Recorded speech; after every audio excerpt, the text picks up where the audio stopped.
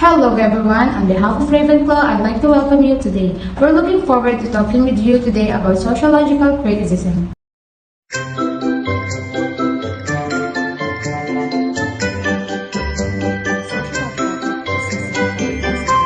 Takes news to depict social aspects using sociological research.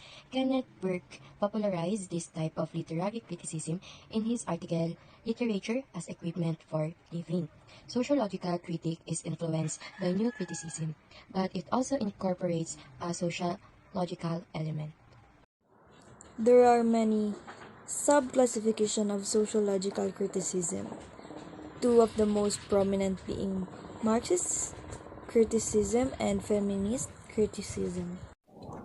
Marxist criticism. Karl Marx first introduced the term.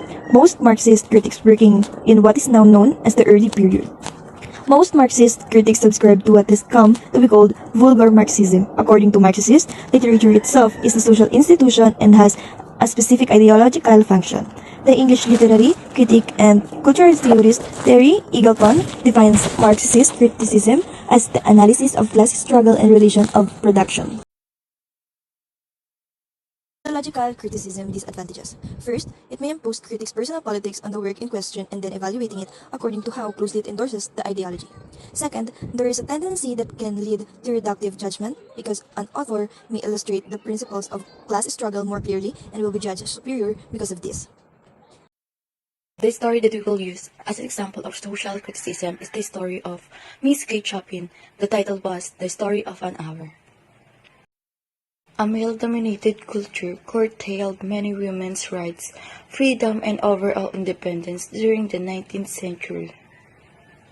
Explain her experience during the 19th century in the society. Like what history said before, every woman had no right to fulfill their dreams. They had to stay in their home doing household chores, while their husband or men went to work to pursue their dreams. This scenario leads to Miss Chopin's being depressed and unhappy every single day. This is an example of sociological criticism. The story expresses the inequality between genders and effectively implies that 19th century women were confined from the freedom which men were entitled. Reflects Chopin's view of the repressive role that marriage played in the women's lives. As the protagonist, Louise Merald feels immense freedom only when her husband has died. Undermines the famous saying in the story, the truth shall set you free.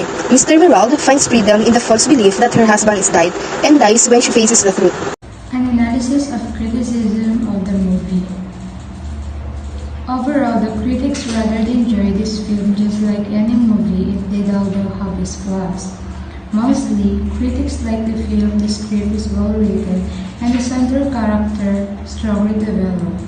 This shows that was the most talked about part of the film was the script. Every critic was highly captivated during the first half of the film. In addition, as it concludes, it begins to seem more spiritual like it takes away from the first half. Why is that a movie for everyone? It's not an action, packed like most of today's movies and visual appealing. It can throw you off. I couldn't tell if Max ever solved his mathematical problem, but I know that I didn't figure anything out. It's still a big puzzle. The film is in black and white and it jumped from the scene to scene. These shows made the movies not for everyone. It does become confusing to the people who like movies later of them. In addition, this movie is more like a roller coaster. It will take you many twists and turns. Though the camera work can be somewhat annoying is filmed with a very expensive handhelds, this adds a lot of shockiness to the movie's chase scenes. Overall, the critics related this very high and outstanding movie. To summarize, generally critics seem to love this film although it has issues like any other film. The film received mostly positive reviews with many praising the script and the lead character's development. The film is shot in black and white and cuts between scenes.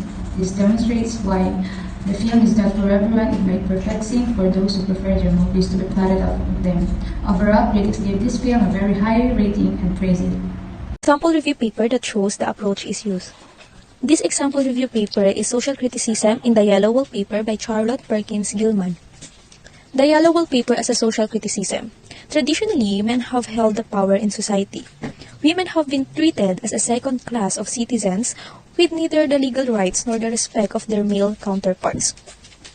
Culture has contributed to these gender roles by conditioning women to accept their subordinate status while encouraging young men to lead and control.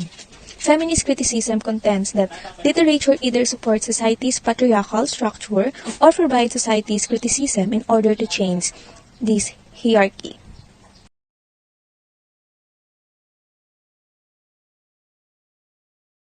Thank you for watching and listening, everyone. Again, this is Irving Pro, and our topic is sociological criticism.